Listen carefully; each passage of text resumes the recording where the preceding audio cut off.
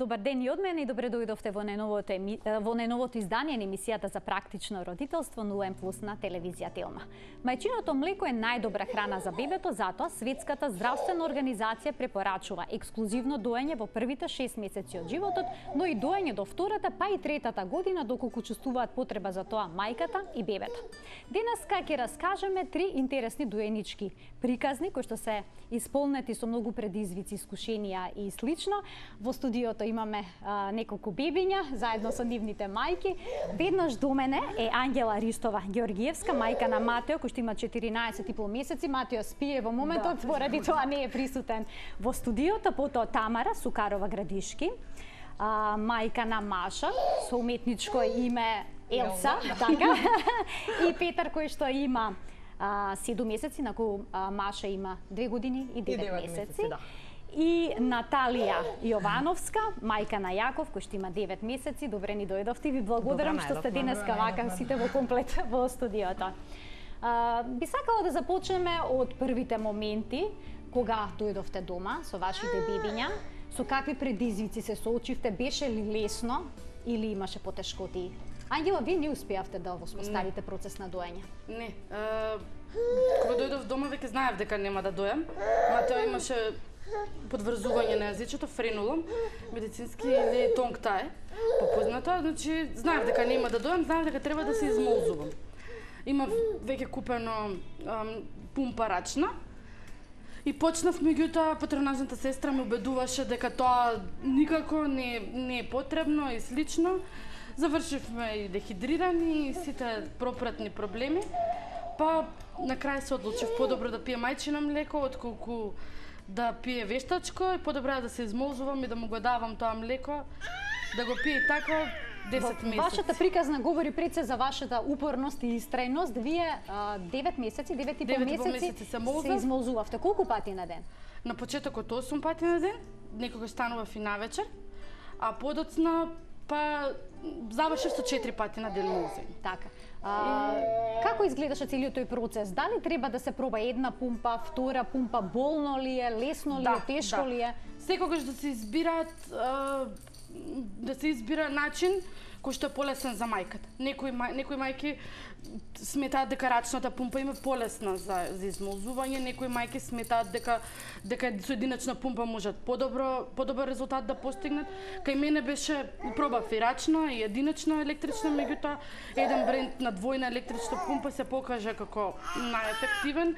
Си направив градник за измолзување, да се олеснам работата, за да можам паралелно да се занимавам и со Матео, да се измолзувам и мислам дека тоа резултираше со една успешна приказна, значи вашето дете беше на мајчино млеко 11 месеци. Замрзнато, последните месец дена беше на замрзнато мајчино млеко и завршивме одлична работа. Колку трае процесот на измолзување? Колку успевавте да измолзувате? Со двојна електрична пумпа, добре, најмалку 20 минути. Затоа што толку е потребно да се извади тоа првото млеко, хранливото млеко и задното млеко е потребно минимум 20 минути. Меѓутоа кога градите се преполни што од храна, што од чаеви, што од сите работи кои што ги пробуваме течности, некогаш трае по 40, па и 1 час. Утринското молзење секогаш ми траел минимум 1 час. Значи е потребна голема упорност и пред се голема љубов за сето тоа да се прави. Да, дефинитивно. Имаме туку уште една мајка која што покрај доењето исто така измолзувала. Во незиниот случај не бил проблем самиот процес на доење, односно неможноста да дои, туку хиперлактацијата. Наталија, да слушнеме каква е вашата приказна. Така, значи мојата приказна беше што детето ми се роди малце послабо, да речеме беше 3 дена од прилика во инкубатор и по испуштањето од болница препораката беше, бидејќи изгуби доста на тежина во болница, препораката беше слободно доење, бидејќи мене млекото веќе ми беше надојдено. Слободно доење плюс дохрана со измолзано мајчино млеко или АД формула по потреба, нели, доколку немам доволно млеко. Така да, за среќа имав доволно млеко, после секој подој се молзав, значи почнуваше подојот на едната града, истата таа града ја домолзував, бидејќи имав стварно хиперлактација, со тоа што он беше многу мал и не можеше доволна количина да исица, фактички не можеше да дојде до мрсно млеко кое што на нив им е најпотребно во тие моменти. Се молзав од истата таа града која што он ја цицал предходна и му го давав тоа да го испие од шиша. Сите викаа дека 40 мл би биле доволни, он пиеше по 90 мл, ставаше по 70 грама на ден. Така. Што беше too much, меѓутоа беше, мислам, затоа е тоа што е сега. Така. И здрав е. Мислам, придобивките се огромни, така да кратко траеше кај мене процесот Имавте на ли поддршка измолзување. од најблиските за да истраете во тој процес? Бидејќи не е лесно родилката кој ќе се врати дома да минува низ еден ваков процес. Да, воопшто не е лесно, бидејќи стварно, мислам, во болница стварно се потрудија да ме научат и ме научија, меѓутоа дома беше нели сама на себе оставена. Главна поддршка ми беше сопругот во целиот тој процес, значи признам дека многу пати до сега ќе посегнав по вештачко млеко, да не беше мојот сопруг, значи да не ме утешуваше во смисла нели имаме мочани пелени, Така. имаме какани пелени, имаме среќно дете, мирно дете, дете кое што спие, така да он ми беше главната поддршка во целиот тој процес за успешно доење, во почетокот доење со измолзување. Така. Тамара, вие имате малку поинаква приказна, вие доите тандем. Тоа е многу неспецифично, значи вие доите две деца со различна возраст. Заедно го доите и бебето и вашата ќерка. Зошто се одлучивте за такво нешто? Еве сега ќе ти ја донесат точачето, ќе го добие Маша. Повели. Значи само нагусно да кажам дека да се вратам години наназад дека ќе бидам мајка што дои две деца, сигурно ќе се немаше да верувам. Така. Ама ета ни самиот процес, раѓањето, првото дете, второто дете, значи љубовта, взаемна, врската ме натера да продолжам и да дојам. Така. Причини има доста, значи од здравствениот бенефит што е за самите деца. Значи, како што кажав, поврзувањето со мајката пружа комфорт, сигурност, едноставно ги задоволува незините потреби. Значи, јас сум спремна да ја дојам дур се она сака и има потреба. Каков совет добивте од гинеколозите, од педиатрите кога останавте бремена, бидејќи тука има поделени мишлења. Некој смета дека веднаш треба да се прекине со доење. Повеќето така сметаат, но има и други поинакви искуства. Еве вашето искуство говори нешто друго. Јас поддржана, значи од мојот гинеколог, многу сакам да ја поздравам, доктор Петрова, Елена Петрова од Ремедика. Поздрав и од нас. Да, поздрав, ми ја водеше и првата бременност и втората и потполно беше безбедно да ја дојам и Маша и нормално и за бебето во стомакот. Се менува млекото во бременоста, реагираше ли на таа промена? Реагираше, да, бидејќи некаде околу 16-та недела, значи млекото се претвори во колострум, бидејќи тоа што организмот е сконцентриран да ги задоволи потребите, се спрема за бебето што доаѓа. Имав колострум, мислев ќе се одбие, намали со цицање, но кога се роди бебчето со новото млеко кога најде, повторно се врати поинтензивно. Во моментов кога гледаме Матеја, така, ќе се навратиме и на вашата приказна со измолзувањето, така само ми доктор Марина Попладарова, која што она, значи ме следи. Така поздрави од нас до неа затоа што таа редовно гостува во емисијата и често пати зборуваме со неа за доењето. И многу исто да кажам важно што е љубомората, многу брзо ја надминавме, таа првична љубомора што е нормална, не доколку детето не е љубоморно, значи нешто не е во ред.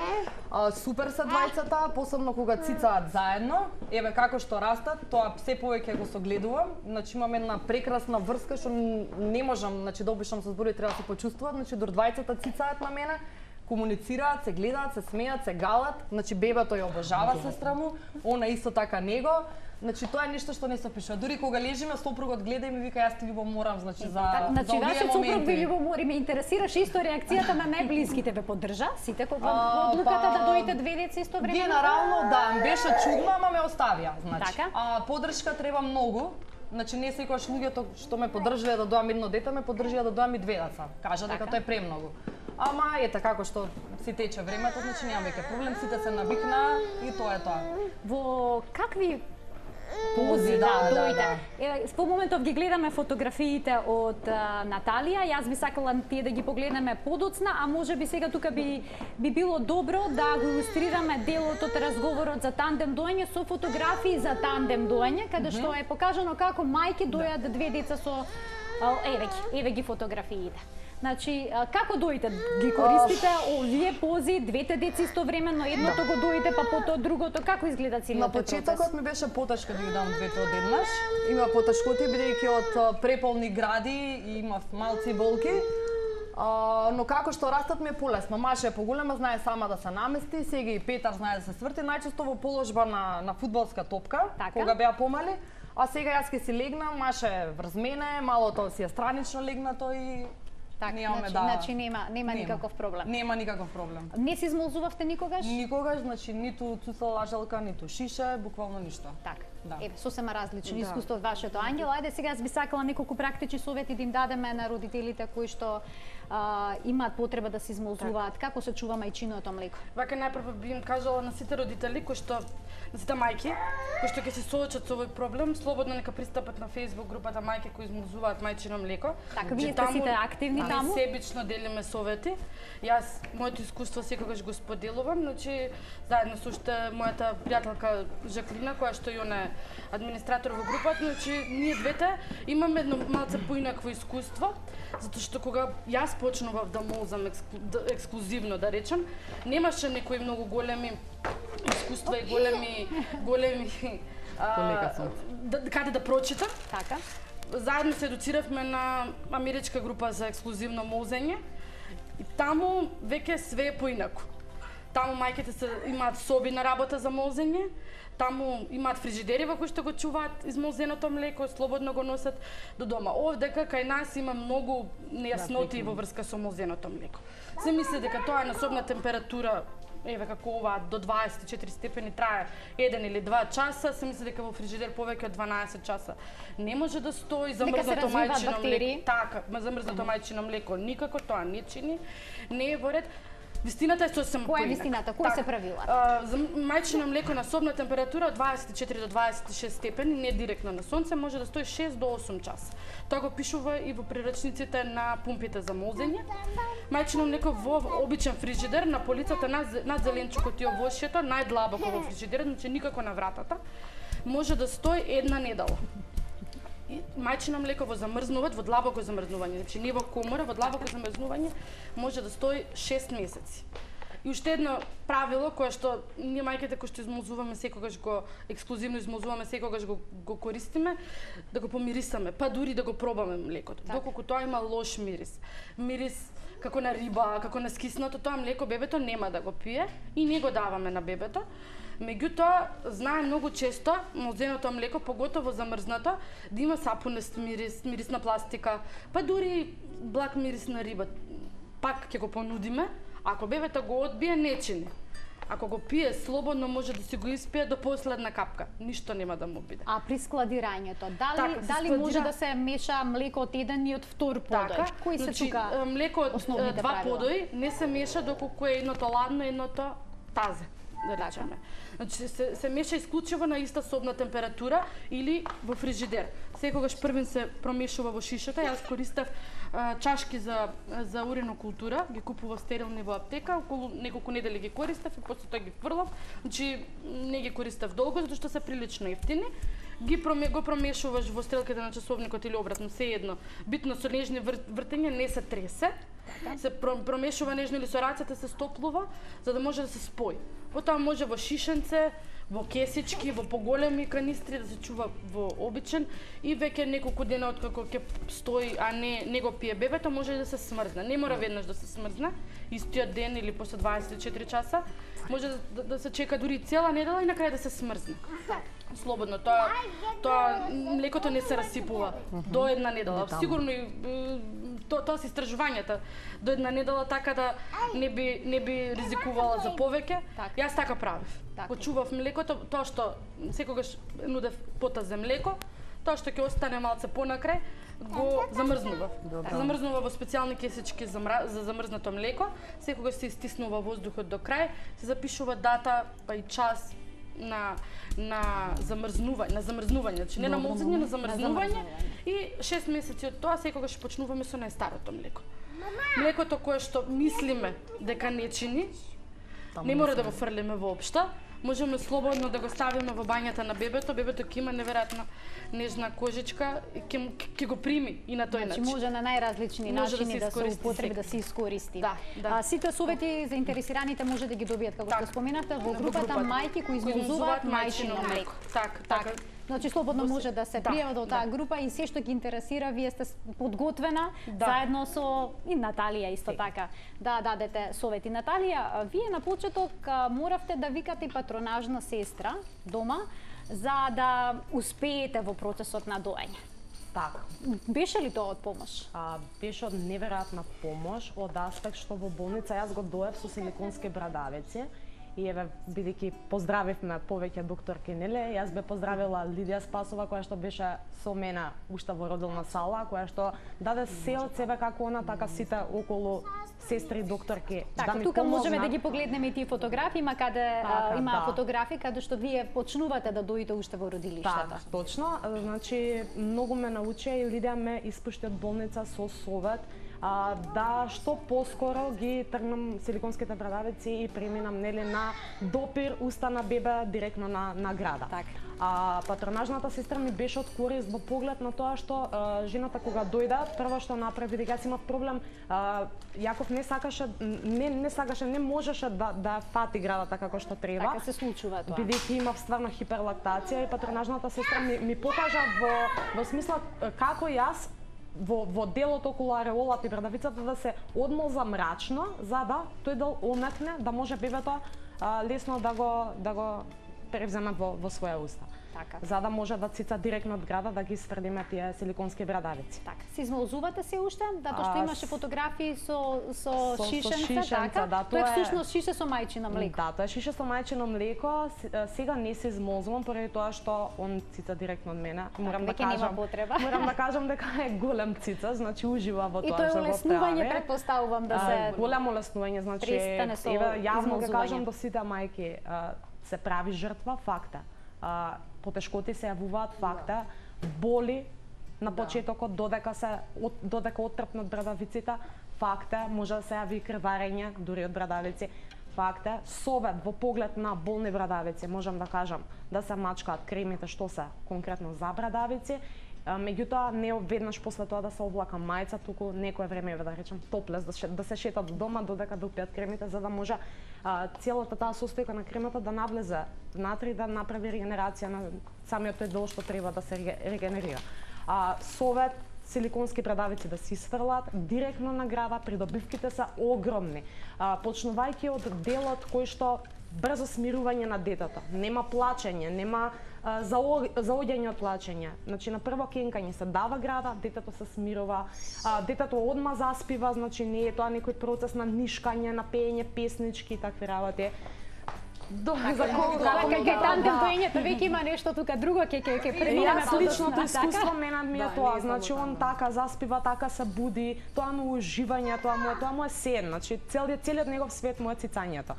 Јас сум среќна поради тоа. Како доите? Дали доите секаде? Дали доите во јавност? Дали доите кога бебето бара или пак се раководите од часовникот? Часовник од сам почеток не постои. Имаше период каде што Јаков ставаше 70 грама дневно, има препорека од неколку педијатри да се стави како на режим. Значи да се прати часовник, меѓутоа јас секако дека не ги послушав и дека Јаков цицаше секогаш кога ќе посакаш, односно тоа беше од прилика на 20 минути до 30 максимум. Дојам, значи, секаде, срам немам, бидејќи идам со помислата, седнувам во ресторан да јадам, така. Значи, тоа што го јадам јас е мојата храна. Тоа што он цица, тоа е негова храна. Значи, градата во јавност не треба да се гледа како покажување на гради во јавност, туку како храна на детето.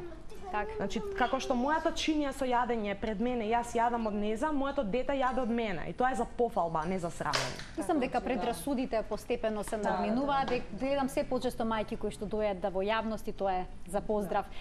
Кога зборуваме за бебе кој што се смирува веднаш на града, вие имате малку поинакво искуство. Дали тоа е поврзано со тандем доењето? Што мислите? Не е поврзано, затоа што Маша конкретно израснав од вториот месец кога дојде оној скок во развој да бебето е заинтересирано за околината, да реагира на секакви дразби, звуци, светлина.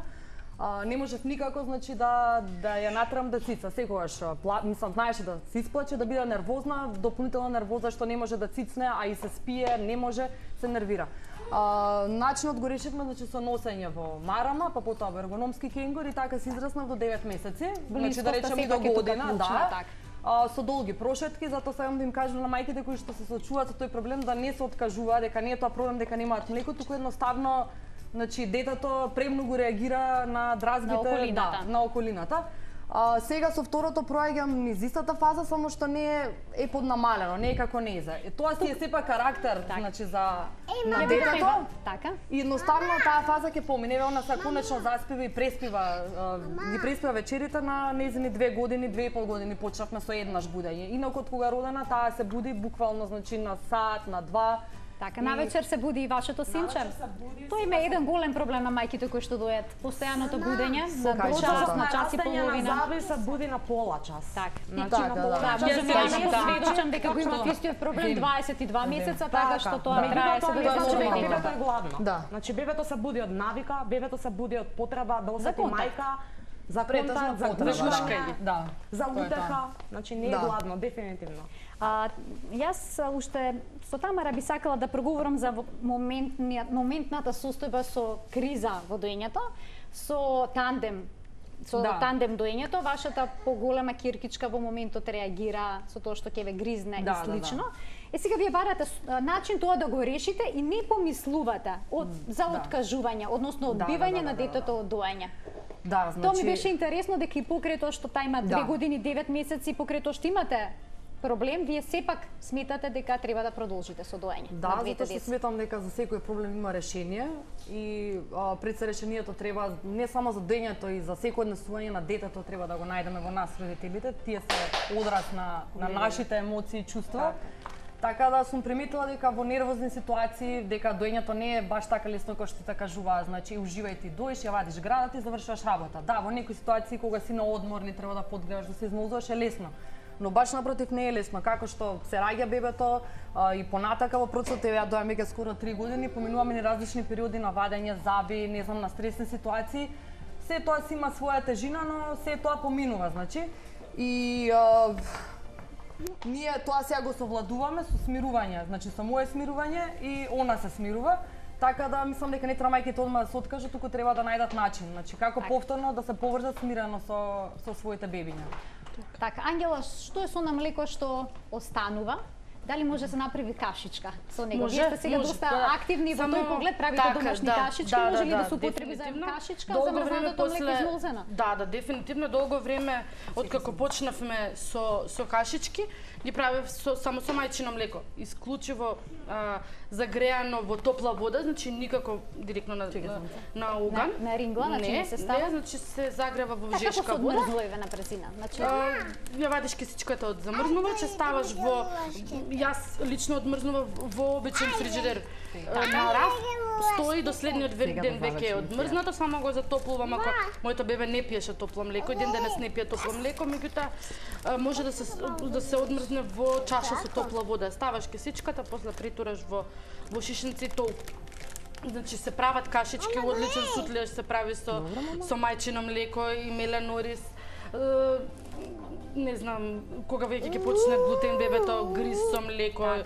Значи сите тие работи може да се искористи во сите кашички, во сите намирници кои што бебето не ги прима лесно, само се додава мајчино млеко, печено јаболко со мајчино млеко, не знам, банана, одлични идеи. Значи ќе го осети вкусот на мајчиното млеко. И многу побаво, па дури во зеленчукот би ставила пре мајчино млеко отколку некои други, не знам, кисело млеко, павлака и слично, не да боже сол. Многу полесно ќе го прими вкусот бебето со мајчино млеко отколку со други. Така само уште нешто да напоменам во врска со доењето каде сака, колку сака, значи јас имам молзено на плажа во Радош, да. Така да, дефинитивно нема и за тоа, нема. Рачно може да се измолзи во секое време, доволно бебето да се напие млекце и да се залаже, додека да стигнеш во апартман да му дадеш млеко, така да.